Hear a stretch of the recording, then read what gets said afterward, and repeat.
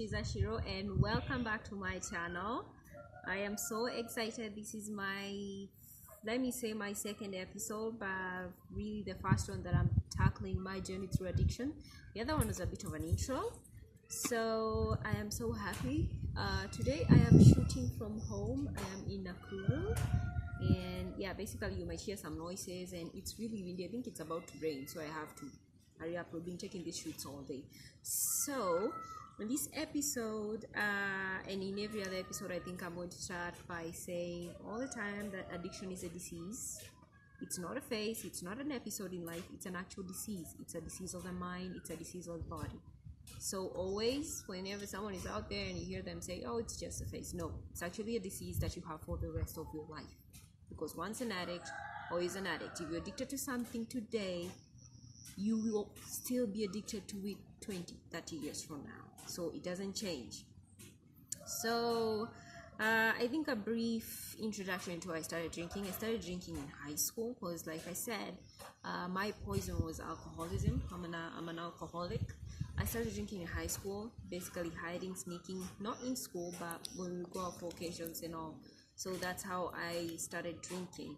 And by then it was not such a bad thing. I guess it was just bad company in general. Afterwards I did change in high school, but I think that's what kicked it off.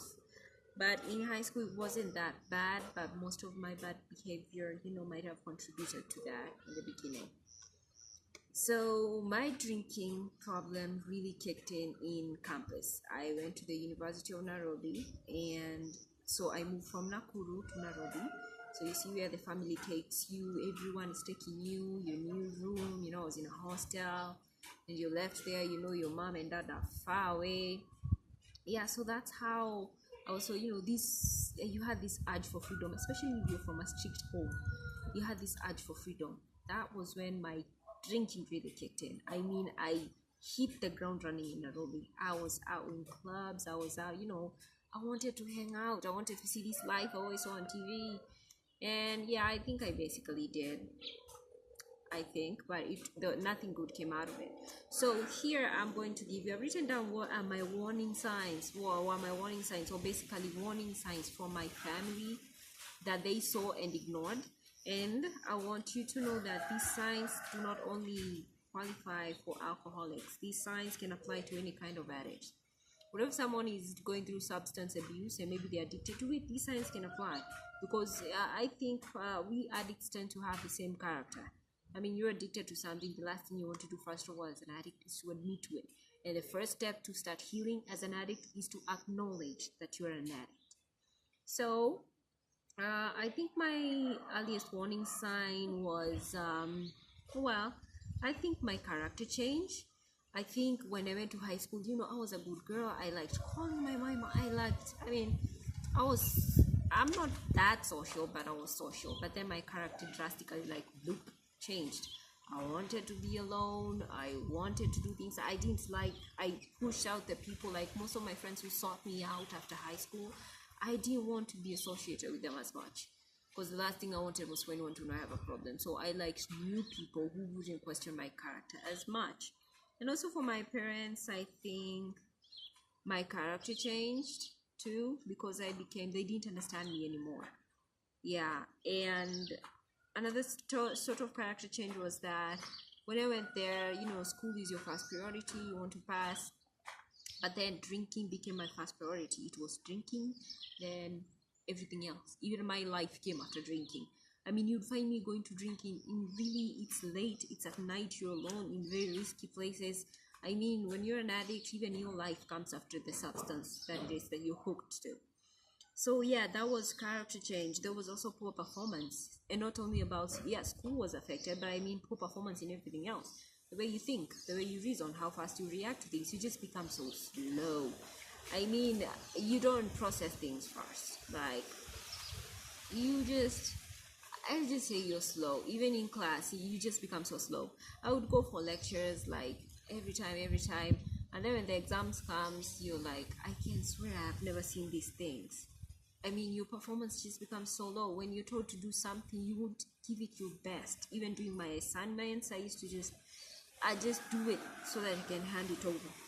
And yeah, that was basically one of the things I suffered most. My first year and my second year in campus, that they suffered, because then that was when I was really diving deep into my addiction.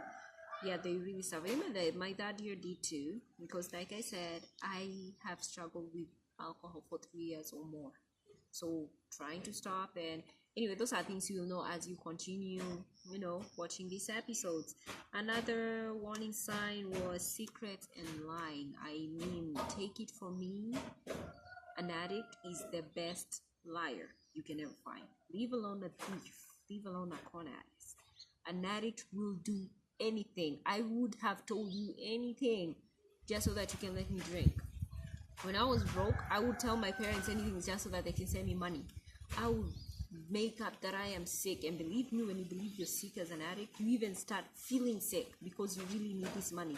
I would say I'm sick. I would say we have trips. I mean, I would say anything. And this is the painful part about addiction. You can hurt people because these are people who trust you, and you keep on lying and lying, and they cannot like cut you out because they don't believe you. But the secret lying there, I wouldn't tell my dad my marks. That was the secret. Like, I always be like, I did good, like I got a few B's and D's, but never would I ever show him like the actual transcript or from the portal. I never used to do that. I lied about it, I guess, until that year, and that when he was like, this is really serious, I don't think she goes to school. Another early warning sign for me was having temporary memory loss. I mean, I suffered from that until I got help. I would forget things easily, like the simple things, like you have gaps. You remember your day maybe until lunchtime, then from there you literally don't know what you did. You didn't black out, you are not drunk, but you don't remember. So I had a lot of it. Really affected my brain. And I remember the one time I knew I had a lot of memory loss was in my third year, and that's why I didn't take my exams in that year the first time, because I knew there was something wrong with my brain. I could forget things I was supposed to study. I didn't. Times for exams, I would be like, an hour from now, I'll be like, I have an exam in an hour. An hour from now, I don't. I will remember like 3 hours later, like, wait, I had the exams today. So that was really what kicked in, because I knew like, oh, I really have a problem. Because memory loss, trust me, it's not a fun thing. You forget major things and you're like, no way. I think for me, I think that was it. I'd written them down, but I wrote what were my warning signs. But every addict might have more warning signs. Some people become more aggressive. Like I said, I had mood swings. I was a very temperamental person. I hated confrontation. Every addict does, but I had mood swings. Some people have, their temper just flares. Some people just become really chill. They don't want to talk to you. They basically just walk away from you. So yeah, I think those were my warning signs. And I want to say, like, the signs I gave, they don't just qualify, like I said, just because I'm an alcoholic. They qualify for basically any kind of person with substance abuse. So yeah, those were my early warning signs. And I mean, sometimes I feel like if I had listened to myself, or if someone had just approached me, eventually my dad did and my mom did, and they're like, you have a problem, Shiro, you need help, you see. So if you know someone out there and you really you can relate to what I said, you need to, I'm not saying call them out, but that's one thing. Never confront an addict. Like, don't go on the offensive. Just go, be nice, say like, I understand what you're going through, and maybe they'll talk to you. Because I also wish, like, sometimes I don't know, I know they did this to help me, but I wish more people approached me and they're like, do you have this?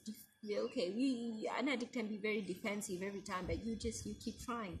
And I guess I'm doing this channel because I think more people might relate to it. Afterwards, in some episodes, I think I'll have an episode. I have questions that we got from the place, the rehab I went for treatment, where you have basic questions that you take yourself through as a person. You don't have to be an addict. But if you think that you might be abusing something, there are some questions you ask yourself about that substance. And if most of them come as yes, then that should be your, a red flag. But it's basically an evaluation. You can evaluate yourself. So I will do an episode about that because it's really helpful, because my aim is not to reach out to a lot of people basically, but maybe one person or two who might relate. Feel free to reach out to me, because I got help and I think I can get someone help. If I'm in the position to do that, I will do that, and I will do the best I can. So yeah, that was our episode. I really hope you guys love it, and I really hope you guys do learn something from it. And you know, like I said, addiction is a disease, so it doesn't mean you should hate such people or think they are going through a phase. You should be really supportive, because addiction actually kills people. It's a disease like any other, it does kill people. So thank you guys, and I want to thank and give a shout out to all those people who watched my introduction, and they subscribed, and they sent me a lot of comments wishing me all the best. Thank you, and I hope you guys really continue enjoying. Bring more people in, to watch these videos. Like I said, I want to reach out to more people. So thank you guys. Leave your comments below if you have any. Don't forget to subscribe as always. And yeah, I really hope you guys enjoy this. Now I'm repeating myself, but I love you guys, and my next post will be on Friday. So I hope you guys will be waiting for my next post too. So until then, I love you guys, and bye.